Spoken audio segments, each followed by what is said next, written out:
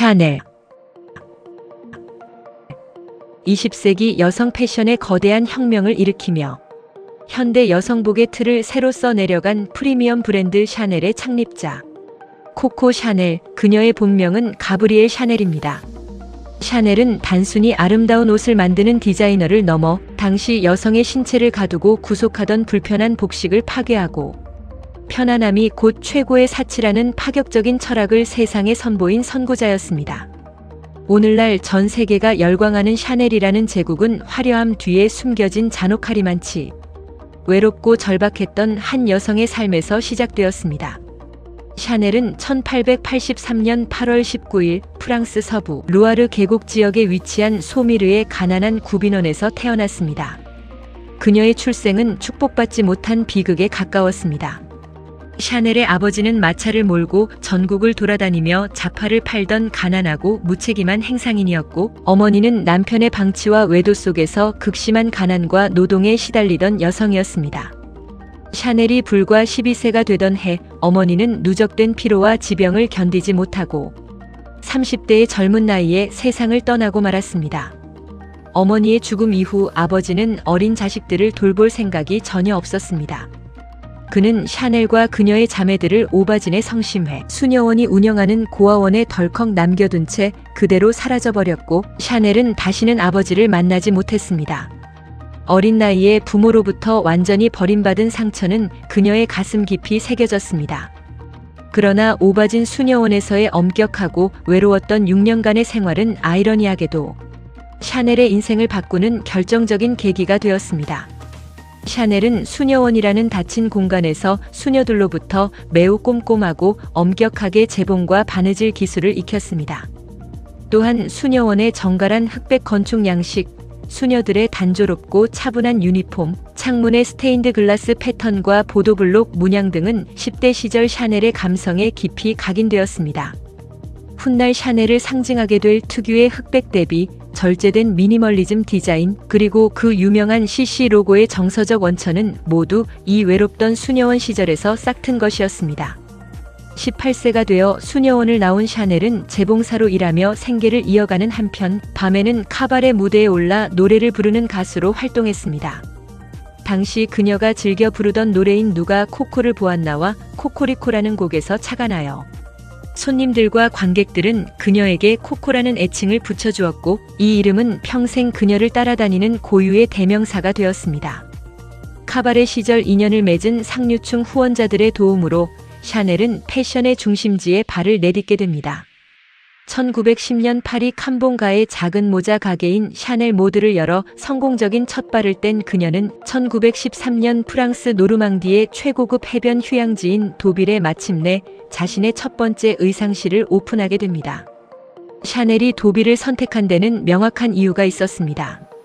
도빌은 파리의 부유한 귀족과 상류층, 예술가들이 휴양을 위해 모여드는 거점이었으며, 엄격한 파리의 정장 문화에서 벗어나 비교적 편안하고 자유로운 옷차림을 시도하기에 최적의 장소였습니다. 또한 그녀의 연인이자 후원자였던 영국의 재력가서 보이 카펠의 적극적인 재정적 지원이 있었고, 샤넬 스스로도 승마와 산책을 즐기는 휴양지, 여성들이 여전히 거추장스러운 드레스와 코르셋으로 불편해한다는 점을 파악해 실용적인 스포츠웨어 시장의 가능성을 보았기 때문입니다. 도빌 의상실의 결과는 폭발적인 대성공이었습니다. 샤넬은 당시 남성 속옷이나 내복용으로만 쓰이던 얇고 잘 늘어나는 저지 원단을 여성복에 대담하게 도입했습니다. 샤넬은 자신이 직접 디자인한 저지 카디건과 세일러 니트를 입고 도빌의 해변을 누비며 입소문 마케팅을 펼쳤고, 이는 순식간에 상류층 여성들의 마음을 사로잡았습니다. 여기에 1914년 제1차 세계대전이 발발하자 전쟁을 피해 안전한 도빌로 대거 피난 온 귀족 여성들에게 물자 부족 상황 속에서도 활동적이고 실용적인 샤넬의 옷은 단연 최고의 선택이 되었습니다. 도빌에서의 압도적인 성공을 통해 샤넬은 보이 카펠에게 빌렸던 창업 자금을 원금과 이자까지 모두 상환하며 완벽한 재정적 독립을 이루어냈고, 글로벌 패션 제국으로 나아갈 확실한 기틀을 마련했습니다. 이후 샤넬의 성취는 패션 역사를 완전히 바꿔놓았습니다. 여성들에게 자유로운 활동성을 선사하고자 과감히 코르셋을 벗겨냈으며 남성의 전유물로 여겨지던 바지 착용을 여성에게 적극적으로 제한하고 승마복에서 영감을 받은 편안한 트위드 수트를 제작하여 현대적인 여성 수트의 개념을 정립했습니다. 또한 상복의 색으로만 여겨지던 검은색을 우아함의 대명사로 바꾼 리틀 블랙 드레스, 화학 합성 물질을 복합 조합한 디자이너 향수 샤넬 넘버 5, 그리고 금속 체인을 달아 여성의 두 손에 자유를 준 255 숄더백까지 선보이는 작품마다 세기의 혁신을 일으켰습니다. 하지만 세계적인 명성을 얻은 샤넬에게도 잔혹한 시련의 그림자가 찾아왔습니다. 제2차 세계대전 당시 나치 독일이 파리를 점령하자 샤넬은 파리 최고급 리츠 호텔에 머물며 13세 연하의 독일 장교 한스 귄터 폰 딩클락의 남작과 깊은 연애에 빠졌습니다. 그러나 그 남자는 단순한 장교가 아닌 나치 정보기관의 고급 스파이였고 포로로 잡힌 조카의 석방과 사업적 이권이 걸려있던 샤넬 역시 작전명 웨스트민스터라는 암호명을 부여받고 나치의 비밀 평화 협상 편지를 전달하는 스파이 공작에 관여하게 됩니다. 1944년 연합군이 파리를 탈환한 직후 나치 부역자 청산 분위기 속에서 샤넬은 즉시 프랑스 위원회 경찰에 체포되어 신문을 받았습니다. 하지만 샤넬의 입을 통해 영국 왕실과 고위층의 비밀 스캔들이 폭로되는 것을 두려워한 윈스턴 처칠, 영국 총리의 비밀스러운 마쿠 개입 덕분에 그녀는 기적적으로 석방될 수 있었습니다.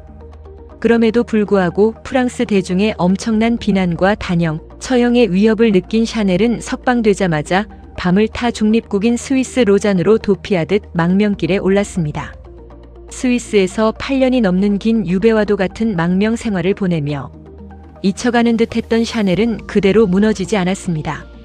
1954년 71세라는 황혼의 나이에 크리스티앙 디올의 뉴룩이 여성들을 다시 코르셋으로 억압하고 있다며 패션계 복귀를 전격 선언했습니다.